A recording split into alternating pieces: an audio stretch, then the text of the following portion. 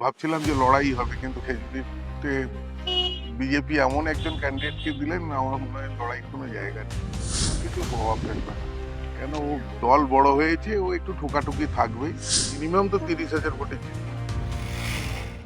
2026-এর বিধানসভা নির্বাচনের কিন্তু কাউন্টডাউন শুরু হয়ে গেছে, হাতে গোনা আর মাত্র কটা দিন। 23 এবং 29 এপ্রিল ভোট, আর তার ফল প্রকাশ হচ্ছে 4 মে। আর এরই মাঝে আমার সঙ্গে পেয়ে গেছি খেজুরি বিধানসভার তৃণমূল কংগ্রেসের মনোনীত প্রার্থী রবীন চন্দ্র মণ্ডলকে। তাকে আমাদের চ্যানেলে স্বাগত জানাই। দাদা, আপনাকে আমাদের চ্যানেলে স্বাগত। নমস্কার। প্রথমে জানতে চাই আপনি কেমন আছেন? একদম ঠিক আছে। এই যে দল আপনার উপরে যে ভরসা রেখেছে, আপনাকে এত বড় একটা দায়িত্ব দিয়েছে, আপনার কিরকম লাগছে? আর আপনি কিভাবে কাজ করছেন এখন? অ্যাকচুয়ালি তো আমরা সারা খেজুরি জুড়ে প্রত্যন্ত গ্রামের ভিতরে সাধারণ মানুষের সঙ্গে দেখা করছি। আমাদের সরকারের যে ডেভেলপমেন্ট, সরকারের যে উন্নয়নের কথা, সেইগুলো সাধারণ মানুষের সঙ্গে শেয়ার করছি, কথা বলছি। ভালোই তো লাগছে।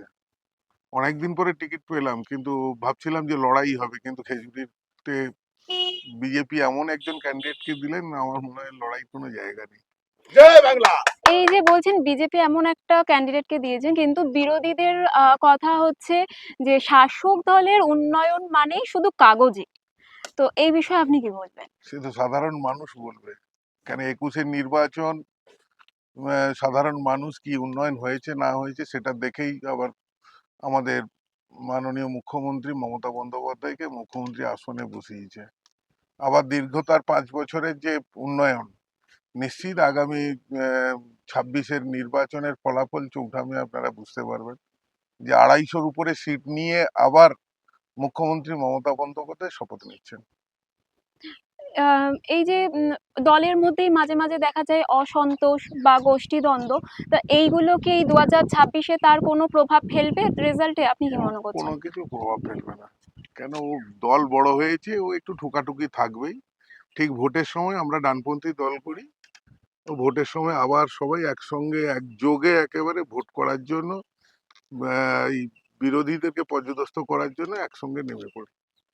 এই 2026-এ যদি আপনি জিতে ফিরে আসেন আবার, তো এখানে আর কি কি উন্নয়ন করলে ভালো হয়, বা আর কি কি উন্নয়ন করা বাকি আছে এখনো আপনার নিশ্চিত অঞ্চলে? 1-2 দিনের ভিতরেই আমার ইশতেহার প্রকাশ পাবে। আমাদের খেজুরির যে চাহিদা, খেজুরির যে ডেভেলপমেন্টের কথা, আমি জনসাধারণ, সাধারণ মানুষের সঙ্গে থেকে যতটুকু জেনেছি, আমাদের নেত্রী মমতা বন্দ্যোপাধ্যায় এবং নেতা অভিষেক বন্দ্যোপাধ্যায়ের কাছে আমি সেটা আবেদন আকারে পাঠিয়েছি। নিশ্চিত ওনারা স্যাংশন করবেন সেটা। তো আমার ইশতেহার 1-2 দিনের মধ্যেই প্রকাশ পাবে, তারপরেই আপনারা বুঝতে পারবেন। আপনি কতটা আশাবাদী রয়েছেন জেতার উপরে? 100% আশাবাদী। আর আপনার অঞ্চলের সার্বিক রেজাল্ট কি আসবে বলে আপনি মনে করছেন? মিনিমাম তো 30,000 ভোটে জিতবো। ধন্যবাদ দাদা।